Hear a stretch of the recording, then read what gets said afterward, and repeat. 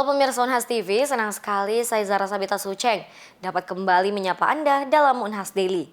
Dalam beberapa menit ke depan kami akan menyajikan berita-berita teraktual hanya untuk Anda. Untuk pertama kalinya di Universitas Hasanuddin, Badan Penyelenggara Jaminan Sosial atau BPJS Kesehatan menggelar kegiatan BPJS Goes to Campus yang bertempat di Gedung IPTEX Universitas Hasanuddin. Kegiatan ini dilaksanakan pada Selasa 5 Maret 2024. BPJS Goes to Campus kali ini mengangkat tema pentingnya perlindungan kesehatan bagi mahasiswa melalui BPJS Kesehatan. Berikut liputan selengkapnya untuk Anda. Bertempat di Gedung IPTEX Universitas Hasanuddin, Badan Penyelenggara Jaminan Sosial atau BPJS Kesehatan menggelar BPJS Goes to Campus bertajuk pentingnya perlindungan kesehatan bagi mahasiswa melalui BPJS Kesehatan pada Selasa 5 Maret 2024. Kegiatan ini hadir tak lain untuk meningkatkan kesadaran akan pentingnya perlindungan kesehatan di kalangan mahasiswa dan memperkenalkan manfaat BPJS Kesehatan sebagai lembaga yang dapat memberikan perlindungan yang komprehensif.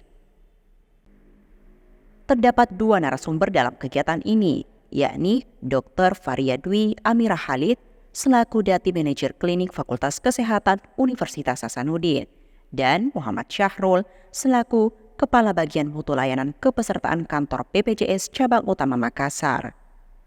Dalam pemaparannya, Syahrul banyak membahas terkait program JKN KIS dari BPJS Kesehatan, mulai dari undang-undang, perbedaan JKN dan KIS, hak dan kewajiban peserta program JKN, serta manfaat fasilitas dan alat bantu kesehatan yang dijamin dan tidak dijamin dalam program JKN KIS dan aplikasi mobile JKN.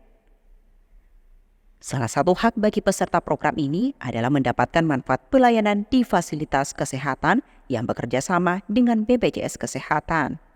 Peserta juga wajib membayar iuran setiap tanggal 10 bulan berjalan. Iuran ini dibagi menjadi 3 kelas, yakni kelas 1 sebesar Rp150.000, kelas 2 sebesar Rp100.000, dan kelas 3 sebesar Rp35.000. Sementara, Dr. Faria lebih fokus membahas dan memperkenalkan klinik Fakultas Kedokteran Universitas Hasanuddin yang dapat menjadi pilihan berobat mahasiswa jika sakit. Beberapa layanan dalam klinik ini adalah tindakan bedah minor, perawatan luka, dan nebulisasi. Iya, jadi ini merupakan tindak lanjut dari MOU ya. Jadi kami BPJS Kesehatan Kantor Cabang Makassar itu kami sudah ada MOU dengan Universitas Hasanuddin dan maksud dan tujuannya tentunya untuk memastikan keaktifan kepesertaan JKN untuk peserta didik di Universitas Hasanuddin. Iya. Jadi di MOU dan perjanjian kerjasama itu kan kalau kita melihat dari Universitas Hasanuddin kan ada 40.000 peserta didik ya, adik-adik mahasiswa. Nah, setelah ternyata kami tindak lanjut dari PKS itu, kami penyandingan data dan setelah hasil pengecekan ternyata masih banyak yang belum terdaftar sebagai peserta JKN, lalu juga masih banyak yang statusnya tidak aktif. Nah, tadi seperti di penjelasan bahwa yang belum daftar ini baiknya segera mendaftarkan diri sebagai peserta JKN, lalu yang statusnya tidak aktif juga segera melakukan proses untuk reaktivasi. Nah, itu sejalan dengan tema tadi kan bahwa pentingnya perlindungan program JKN ini bagi adik-adik mahasiswa.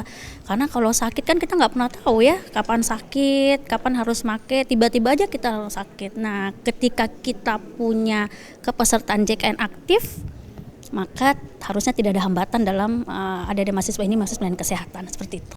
Sebanyak ratusan peserta dari berbagai program studi menghadiri sesi materi dan kegiatan pada acara BPJS Goes to Campus. Selain sesi tersebut, juga terdapat sesi diskusi dan tanya jawab yang berlangsung dengan antusias. Para peserta tampak bersemangat dalam menyampaikan pertanyaan dan pandangan mereka. Kegiatan BPJS Goes to Campus di Universitas Hasanuddin ditutup dengan penyerahan hadiah kepada para pemenang Instagram Challenge pada pukul 11 waktu Indonesia Tengah. Zulkarnain, Nurinur Hayati, Unhas TV.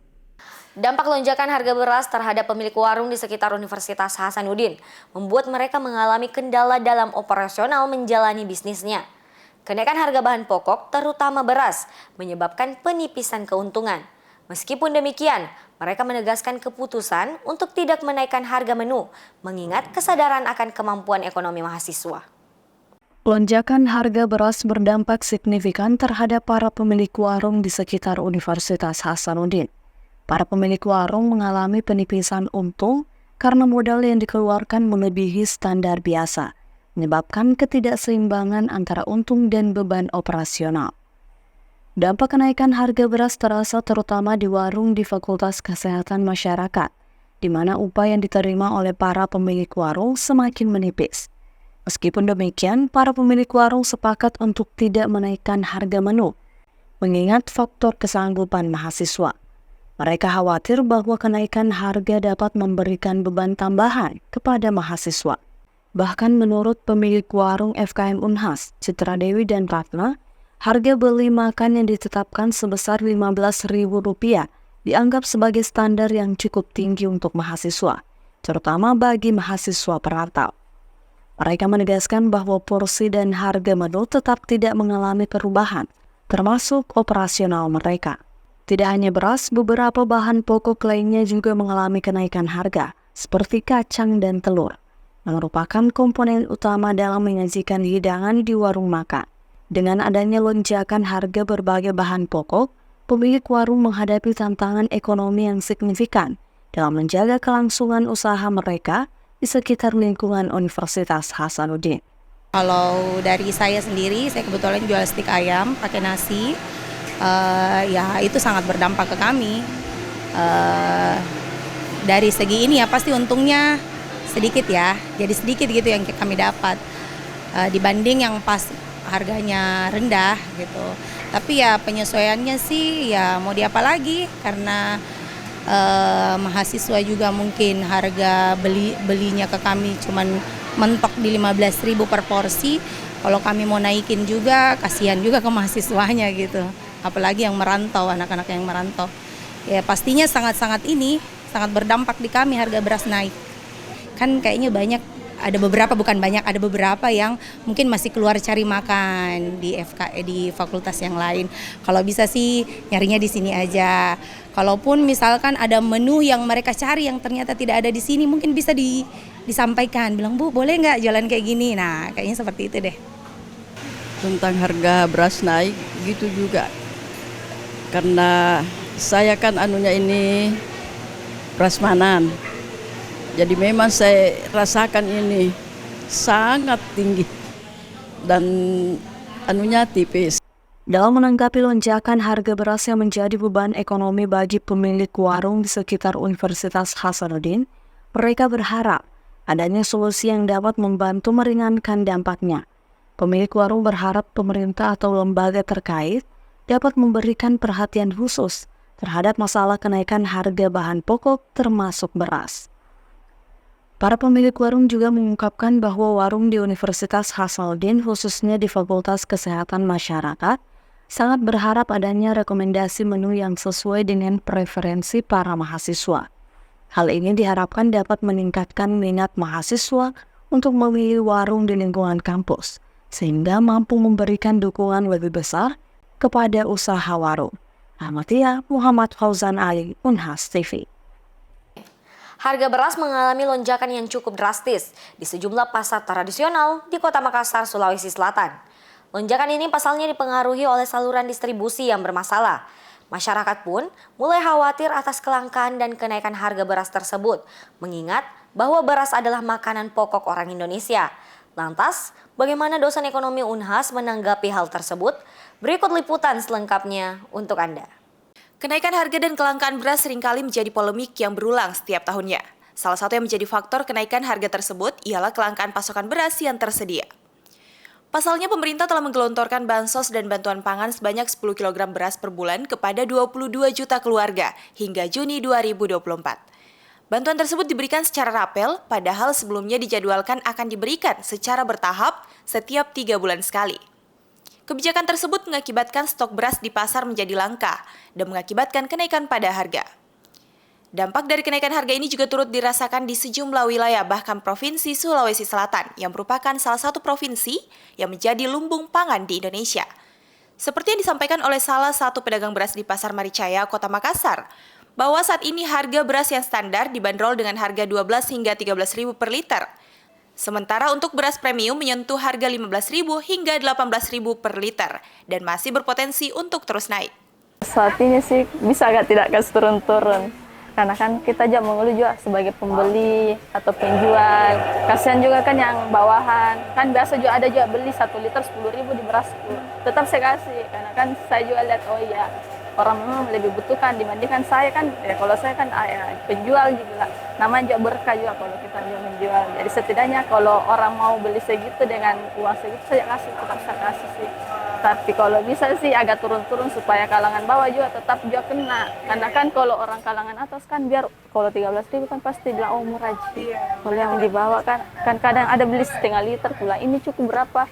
1 hari. Nah bilang tanya beda 1 hari itu sudah makan 1 keluarga misal setengah liter. Ia membenarkan bahwa kenaikan harga beras ini berdampak terhadap menurunnya hasil penjualan mereka. Namun menurutnya dampak tersebut paling dirasakan oleh kalangan ekonomi menengah ke bawah.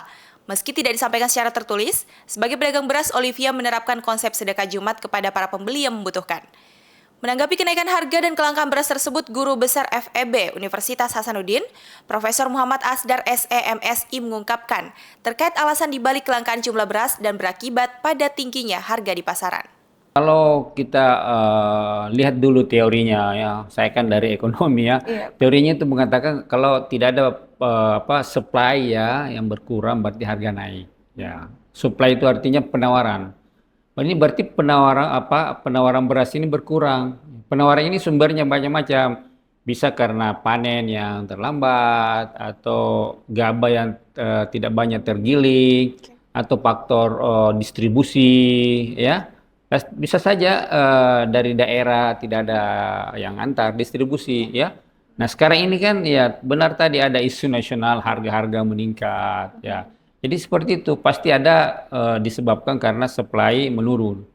Prof. Asdar juga menjelaskan terkait implikasi dari tingginya harga tersebut, di mana dengan jumlah rupiah yang sama, namun dengan kenaikan harga tersebut, masyarakat mendapatkan jumlah beras yang lebih sedikit dari biasanya. Untuk mentaktisi hal tersebut, pemerintah telah melakukan berbagai upaya. Salah satunya ialah dengan melakukan impor beras ke Indonesia untuk mengendalikan kenaikan harga dan memastikan ketersediaan beras yang cukup bagi semua lapisan masyarakat. Nah, masalahnya sekarang ini penyebabnya ini yang kita dapat bahwa waktu tanam berimplikasi pada waktu panen yang mundur karena kemarin ada El Nino. Dan sekarang kan pemerintah juga menginisiasi untuk mengimpor. Impor itu salah satu upaya supaya bertambah supply sehingga harga bisa lagi seimbang ya. Tapi kita berharap ini harga di petani ini mendapatkan katakanlah gainnya yang banyak. Kalau harga naik baru petani tidak dapat kan kasihan kan, kita mau petani kita itu sejahtera juga ya. Bukan pedagangnya, bukan pedagang perantaranya. Bukan lagi pemilik supermarketnya. Ya, ini harus ada seperti itu. Mendekati musim panen di Maret hingga April nanti, ia pun menghimbau agar masyarakat tidak panik buying dan optimis bahwa krisis akan segera berakhir, apalagi mendekati bulan Ramadan. Prof. Asdar berharap agar masyarakat bisa lebih bijak serta memanfaatkan stok yang ada terlebih dahulu, alih-alih menyetok dengan jumlah yang berlebihan. Usnani Putri Intan, Andi Muhammad Syafrisal, Unhas TV. Pemirsa, pembulian tidak hanya terjadi dalam dunia nyata, namun juga terjadi dalam dunia maya atau yang biasa disebut dengan cyberbullying. Cyberbullying adalah bentuk kejahatan yang dilakukan secara digital. Lantas, kenapa orang melakukan cyberbullying dan apa dampak bagi para korban? Berikut informasi selengkapnya untuk Anda. Cyberbullying adalah bentuk pelecehan dan intimidasi yang terjadi secara daring, biasanya melalui platform sosial media, pesan teks, atau surel. Cyberbullying ini dapat mencakup tentang penghinaan, penyebaran gosip palsu, ancaman, atau pelecehan secara verbal atau visual. Salah satu dosen psikologi Universitas Hasanuddin, Istiana Tajudin, SPSI, MPSI Psikolog, mengungkapkan beberapa faktor yang menyebabkan orang-orang melakukan cyberbullying adalah karena mereka punya harga diri yang sebenarnya rendah, yang kemudian ditutupi dengan merendahkan orang lain.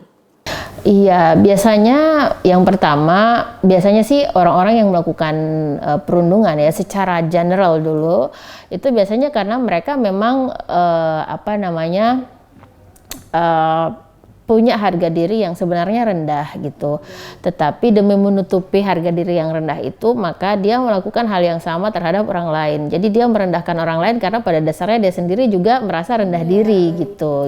Jadi supaya sama nih, masa saya nggak ada temennya gitu ya.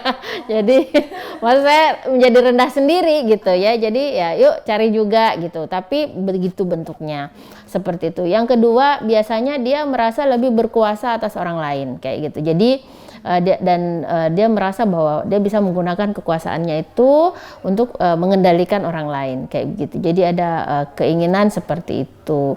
Ya, yang ketiga ya biasanya karena dia juga pernah gitu menjadi korban bullying atau korban cyberbullying itu sendiri gitu.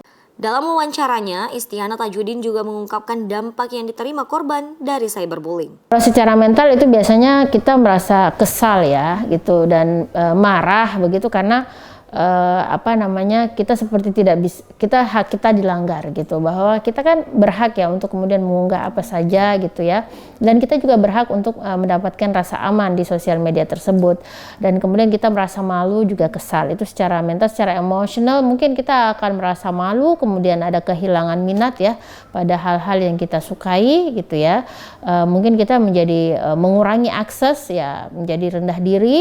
Kemudian secara fisik biasanya karena ada stresor seperti itu, biasanya kita akan menjadi lebih kelelahan ya, kemudian kita menjadi sulit tidur ya, kemudian juga bisa jadi kita malah